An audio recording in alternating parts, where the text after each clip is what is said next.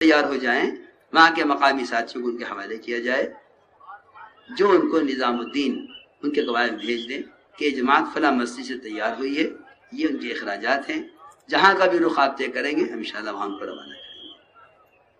اس طرح ہمیں ہر جگہ سے نقد جماعتیں ملک کے لیے، بیرون ملک کے لیے 4 مہینے کے لیے نکالنی ہے۔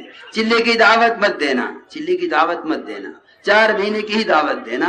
اگر وہ چلے کے لیے آئیں تو قبول کر لینا، لے کر چلنے والوں سے کہنا ان کو چلے کے دوران 4 ماہ کے لیے تیار کرتے رہنا، ماحول میں آ کر آدمی آگے بڑھتا ہے۔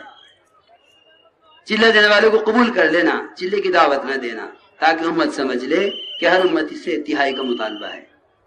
تم 2.5 گھنٹے کی دعوت نہ دینا، 8 گھنٹے کی دعوت دینا، 2.5 گھنٹے قبول کر لینا، تاکہ امت میں اس بات کا احساس باقی رہے کہ ہم کم کر رہے ہیں، ہمیں زیادہ کرنا چاہیے۔ کم کی دعوت دو گے تو زیادہ کا فکر نہ ہوگا، زیادہ کی دعوت دو گے تو کمی کا احساس باقی رہے گا۔ سمجھ میں آ رہی نا بات؟ اس طرح ہمیں ہر جگہ محنت کرنی ہے، ہر مسجد میں 5 اعمال اہتمام سے قائم کرنے ہیں۔ ہماری جتنی جماعت اللہ کے راستے میں نکل رہی ہیں، یہ جماعتیں ہر مسجد میں جا کر مقامی لوگوں کے ساتھ مل کر 2 جماعتیں بنا لیں۔ ایک جماعت کا حصہ مسجد میں رہے جس میں 2 ساتھی وہاں کے مقامی، 2 ساتھی آپ کی جماعت کے، باقی تمام ساتھیوں کی مخلوط جماعتیں بنا کر محلے میں، گھروں میں، دفتر، ہوٹلوں میں، پارکوں میں ملاقاتیں کراویں۔ یہ مسجد میں عمل کریں، باقی ساتھی ملاقاتیں کر کے انہیں مسجد میں لے کر عمل میں لے کر آویں۔ تشکیل اجتماعی ماحول چاہتی ہے، جب لوگ مسجد میں جمع ہوں تشکیل اس میں کرو۔ اور یہ بات ذرا نوٹ کرنی جو ہماری ضروری ہے کہ جب دیکھو لوگ مسجد میں جمع ہیں، منتخب احادیث میں سے اللہ کے راستے میں نکلنے کے فضائل سنا کر، ان کے جذبات بنا کر پھر ان کی تشکیلیں کی جائیں۔ یہ بہت ضروری بات ہے۔ اصل میں زبانی بہت سو کو فضائل یاد نہیں رہتے، اس لیے منتخب احادیث میں سے فضائل بتا کر ان اللہ کا راستے نکلنے کے تیار کریں گے انشاءاللہ۔ اسی طرح ارے ادھر کہاں دیکھ رہے، میری طرف دیکھو ادھر، یہ غلط بات ہے۔ میں نے اتنا پیارا مجمع کبھی آج تک دیکھا نہیں۔ بیٹھ جاؤ بیٹھ جاؤ، یہ نہ کرو، بالکل نہیں، یہ شیطان کا آگے۔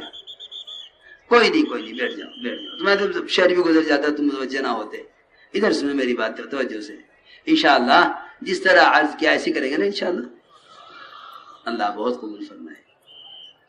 ایک بڑا مجمع یہاں سے واپس جانے والا ہے، اول تو وہ اس پر استغفار کرے، کیونکہ صحابہ کی ترتیب یہ نہیں تھی کہ مسجد میں جمع ہو کر کوئی واپس چلا جائے۔ 100% صحابہ نکل جایا کرتے تھے۔ وہ منافقین وہ ایک دوسرے کی آڑ لے کر بغیر کسی عذر کے کھسک جایا کرتے تھے۔ اللہ نہ کرے ہم کھسکنے والے نہیں ہیں، ہم جمنے والے ہیں، ہم جمنے والے ہیں، کھسکنے والے نہیں ہیں۔ وہ کھسکنے والے منافقین ہوا کرتے تھے کہ چلو ہو گیا اجتماع، واپس چلو۔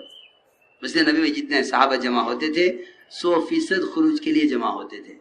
اساتذہ جامعہ کا اعلان صحابہ کو 100% نکالنے کے لیے ہوا کرتا تھا۔ پورا مجمع عزم کرے انشاءاللہ اس کام کو کام بنا کر رہیں گے۔ پورا مجمع یہ طے کر لے اپنی مسجدوں کو جس طرح آباد کرنے کے لیے عرض کیا گیا ہے اس طرح مسجدوں کا اعمال سے آباد کریں گے۔ پورا مجمع یہ طے کر لے آج انشاءاللہ ہفتے کی تعین کے ساتھ اپنے سہ روزہ صبح شام جو وقت فرصت کا ہے، ہماری فرصت تو قبر تک ہے نہیں، یہ پکی بات ہے۔ اپنے آپ کو دنیاوی تقاضوں سے نکالنا پڑے گا۔ میں تمہیں سب سے آسان راستہ بتاؤں وقت فارغ کرنے کا، سنو گے تو کتنا وقت نہیں ملتا۔ میں تمہیں سب سے آسان طریقہ بتاؤں وقت فارغ کرنے کا، دین سے اور دین کی دعوت سے دنیا کے کاموں کے لیے وقت نکالا کرو۔ دین اور دین کی دعوت سے دنیا کے تقاضوں کے لیے وقت نکالا کرو۔ بس ترتیب پلٹ دو گے، میں خدا کی قسم کھا کر کہتا ہوں سب کے لیے آسان ہو جائے گا۔ ابھی مشکل یہ ہے کہ لوگ تشکیل بھی کرتے ہیں، بھائی آپ اپنی دنیا سے کچھ وقت دین کے لیے، کتنی نکمے پن کی بات ہے، کتنے نکمے پن کی بات ہے۔ جس کام کے اللہ نے بھیجا تھا اس کام کے لیے وقت نکلواتے ہیں، اس کام میں سے جس کے لیے بھیجے نہیں گئے ہیں۔ ترتیب الٹی ہوئی ہے، وصولیہ بھی غلط ہو رہی ہے، ترغیب بھی غلط دی جا رہی ہے۔ دنیا سے وقت نکالو کچھ دین کے لیے، کیا بات ہے۔ یوں کہو کہ ہمیں چاہیے کہ ہم اپنی دین اور دعوت سے کچھ وقت نکالیں دنیا کے لیے۔ یہ صحابہ کی اصل ترتیب ہے۔ اگر ہم میں سے سب اجتماعی طور پر تشکیل کا رخ یہ بنا لیں تو میں سمجھتا ہوں انشاءاللہ تمہیں ایسی آسانیاں نظر آئیں گی اور تمہارے دنیاوی کاموں میں فرشتے آ کر مدد کریں گے۔ یہ حدیث سے ثابت ہے کہ جو اللہ کے بندوں کو اللہ کا پیغام پہنچانے میں لگتے ہیں اور مسجدوں کا اعمال سے آباد کرتے ہیں، اللہ ان کے دنیاوی کاموں میں فرشتوں کو مددگار بناتے ہیں، صراحتاً فرمایا۔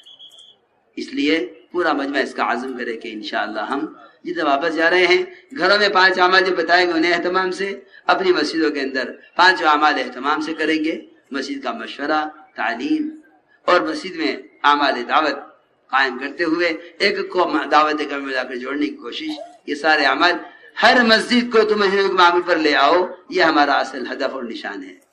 ساری دنیا کی آپ کی بستیاں مدینہ منورہ کے معمول پر آ جائیں گی اگر ساری دنیا کی مساجد مسجد نبی کے معمول پر آ جائیں گے۔ پورا مجمع اس کا عزم کرتا ہے انشاءاللہ۔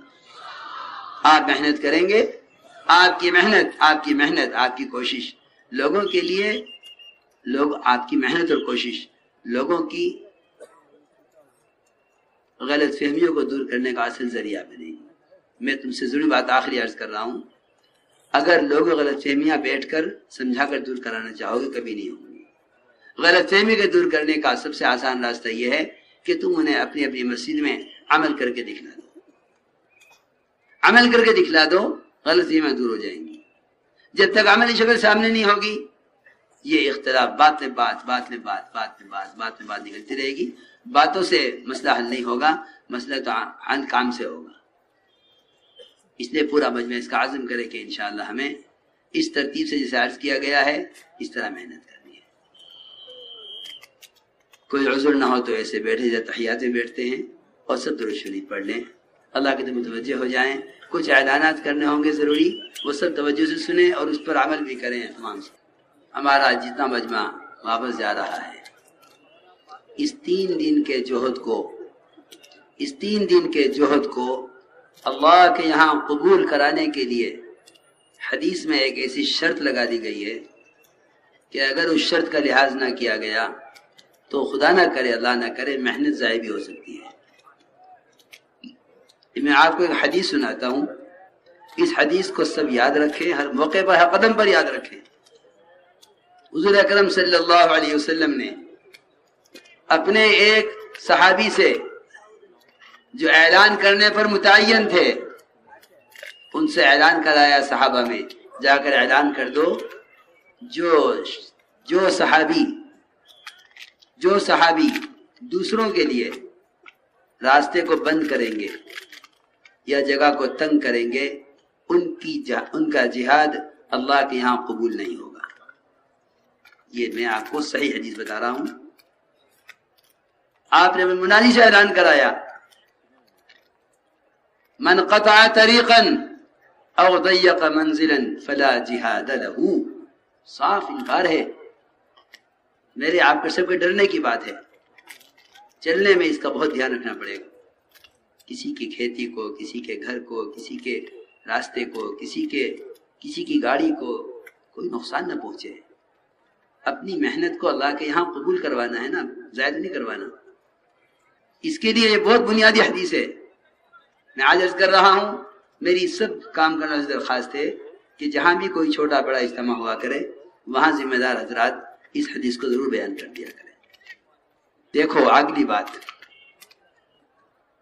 حکومت کے جو ٹریفک کا نظام ہے اس کو اپنے تبلیغ کی اجتماع کے زعم میں آ کر کہ تو اس وقت نظام ہمارا ہے نہیں، سمجھتے تھے حکام کو مطمئن کرو کہ یہ تمہارے کام میں معاون ہوں گے۔